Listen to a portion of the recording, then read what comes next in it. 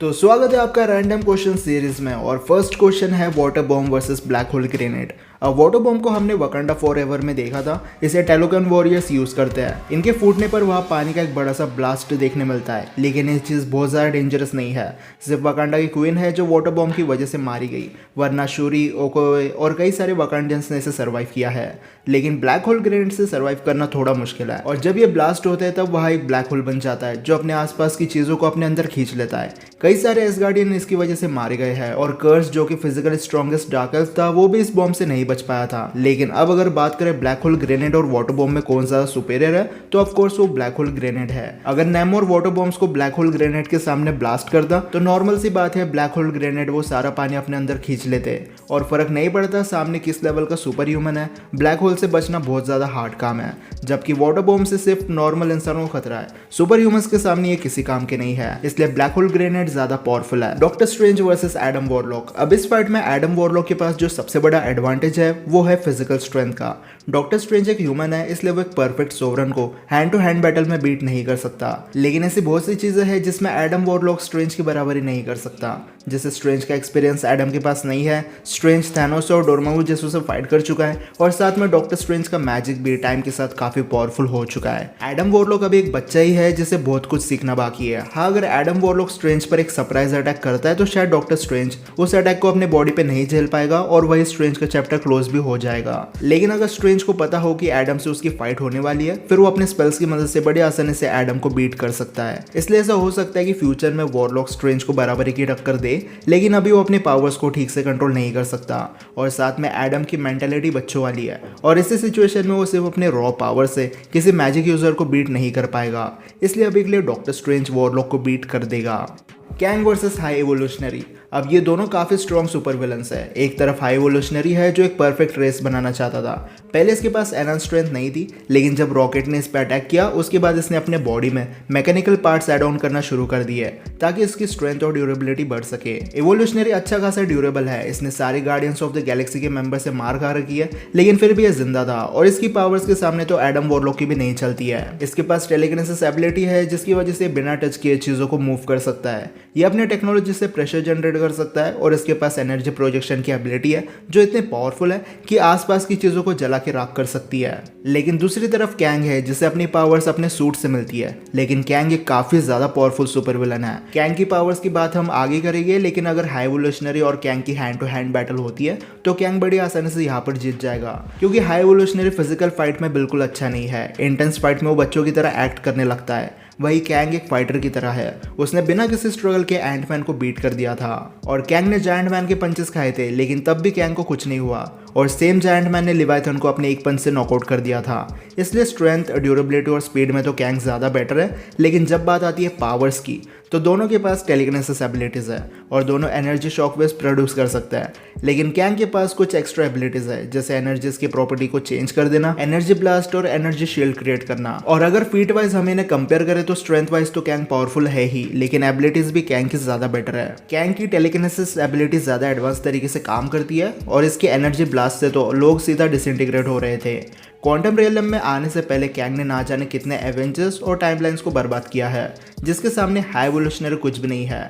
इसलिए ओवरऑल देखें तो कैंग की जो एबिलिटीज और फीट्स है वो बहुत ज़्यादा एडवांस है हाई एवोल्यूशनरी के कंपैरिजन में। इसलिए अगर ये दोनों फाइट करते हैं तो कैंग द कॉन्करर का जीतना पक्का है। General Zod versus Black Adam. अब जॉर्ड को मैन ऑफ स्टील और फ्लैश में हमने देख रखा है, और जॉर्ड ने काफ़ी जल्दी अर्थ के एटमॉस्फेयर से खुद को अडेप्ट कर लिया था, और साथ में सुपरमैन को बराबरी की फाइट भी दे रहा था। सुपरगर्ल तो जॉर्ड के सामने कोई मैच नहीं थी। जॉर्ड ने हर टाइमलाइन में सुपरगर्ल को मार रखा है, पर दूसरी तरफ ब्लैक एडम है जो एम्पलीफाइड है 6 गॉड की पावर्स के साथ, और ब्लैक एडम टेक्निकली सुपरमैन ही है, बस इसके पास लाइटनिंग पावर्स है। अब अगर बात करें स्ट्रेंथ की तो जॉर्ड और ब्लैक एडम दोनों की स्ट्रेंथ सेम है। ये काफ़ी हैवी चीज़ों को लिफ्ट कर सकते हैं और एक पंच में अपने एनिमी को कई फीट दूर फेंक सकते हैं।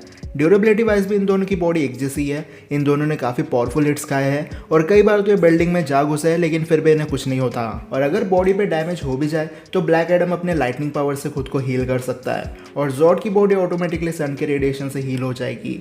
स्पीड में भी ये दोनों सिमिलर है। ब्लैक एडम फास्ट है, लाइटनिंग फास्ट नहीं है, लेकिन इतना तो फास्ट है ही कि हॉकमैन जैसे इसे ट्रैक नहीं कर सकते। और जॉर्ड इतना तो तेज था कि सुपरमैन के साथ कैचअप कर पाए। लेकिन जॉर्ड सुपरमैन से थोड़ा स्लो है क्योंकि सुपरमैन अब खुद को इस प्लेनेट पर अडेप्ट कर चुका है। लेकिन जॉर्ड अगर कुछ साल प्लेनेट अर्थ पर रहेगा तो वो सुपरमैन और फ्लैश जितना फास्ट मूव और ट्रैवल कर सकता है। अब अगर बात करें एक्सपीरियंस की तो ब्लैक एडम की एज 5000 साल है, लेकिन वो हजारों साल तक सोया हुआ था। उसने हॉकमैन से फाइट करते हुए अपनी पावर्स पर कंट्रोल करना सीखा था।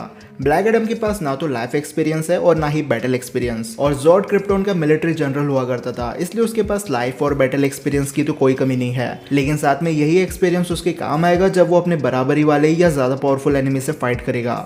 जॉर्ड हैंड टू हैंड बैटल में भी काफी अच्छा है, और अगर ब्लैक एडम से स्ट्रेंथ बेस्ड फाइट करेगा तो जॉर्ड उसे पक्का बीट कर देगा।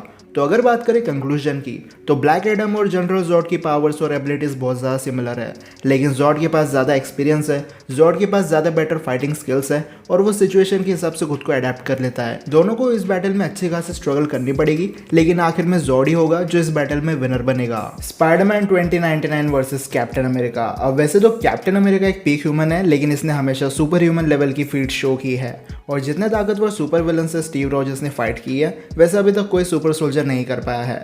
जैसे लोकी, अल्ट्रॉन, थैनोस एक पीक ह्यूमन से बहुत ज़्यादा ताकतवर है, लेकिन फिर भी वो कैप्टन अमेरिका के सामने थोड़ी बहुत स्ट्रगल कर रहे थे। और कैप की विल पावर ऐसी है कि सामने भले पूरी आर्मी खड़ी हो, ये बंदा अकेले उनसे लड़ने के लिए तैयार हो जाएगा। लेकिन दूसरी तरफ है स्पाइडरमैन 2099। ये सबसे एडवांस स्पाइडरमैन है क्योंकि इसकी टेक्नोलॉजी फ्यूचरिस्टिक है। इसके पास लेजर वेब शूटर्स है, अगर इसका सूट खराब हो जाए तो ये अपने आप हील हो जाता है। लेकिन 2099 के हाथों में स्टिंगर्स भी लगे होते हैं, मूवीज में नहीं लेकिन कॉमिक्स में पॉइजनस है, और ये बहुत ज़्यादा शार्प है। स्पाइडरमैन ने बिना किसी दिक्कत के वल्चर के विंग्स को काट दिया था। अब अगर स्पाइडरमैन 2099 और कैप की फाइट होती है तो बहुत ज़्यादा पॉसिबिलिटी है कि स्पाइडरमैन इस बैटल में हार जाएगा। हाँ, वो फ्यूचर्स है, लेकिन इसकी बैटल स्किल्स देखने के बाद ऐसा साफ दिख जाता है कि ये बंदा स्टीव के सामने नहीं टिक सकता। 2099 वल्चर से फाइट करने में स्ट्रगल कर रहा था, जबकि कैप ऐसे एलियन से फाइट कर चुका है जो वल्चर से 10 टाइम्स ज़्यादा स्ट्रॉन्ग थे। और स्पाइडरमैन 2099 का एक ड्रॉबैक है, वो अपने इमोशंस पर कंट्रोल नहीं रख सकता, इसलिए कई बार वो बच्चों की तरह फाइट करना शुरू कर देता है। लेकिन कैप ऐसा नहीं है, उसके सामने थैनोस की पूरी आर्मी खड़ी थी, लेकिन उसका माइंड शांत था। सामने वाले एनिमी को अच्छे से समझकर फाइट करना कैप को आता है। तो अगर ये दोनों फाइट करते हैं तो इनकी फाइट अच्छी खासी लंबी चलेगी, और शायद इन दोनों को एक दूसरे के अगेंस्ट बहुत ज़्यादा स्ट्रगल भी करना पड़ेगा। लेकिन आखिर में जीतेगा कैप्टन अमेरिका, क्योंकि कैप अपने एनिमी को बेटर तरीके से समझने की कोशिश करता है। वो पावरफुल सुपर विलन से लड़ चुका है, और कैप ओल्ड स्कूल जरूर है लेकिन उसकी विल पावर भी बहुत ज़्यादा अच्छी है जो स्पाइडरमैन लैक करता है। इसलिए स्पाइडरमैन 2099 भले फ्यूचरिस्टिक हो, लेकिन जीतना तो कैप्टन को ही है। Rampage wolf versus Thor Ragnarok wolf. अब फेनरिस की बात हमने कई बार की है, इसलिए आई थिंक आप में से काफ़ी सुपर फैंस को ऑलरेडी इसके बारे में पता होगा।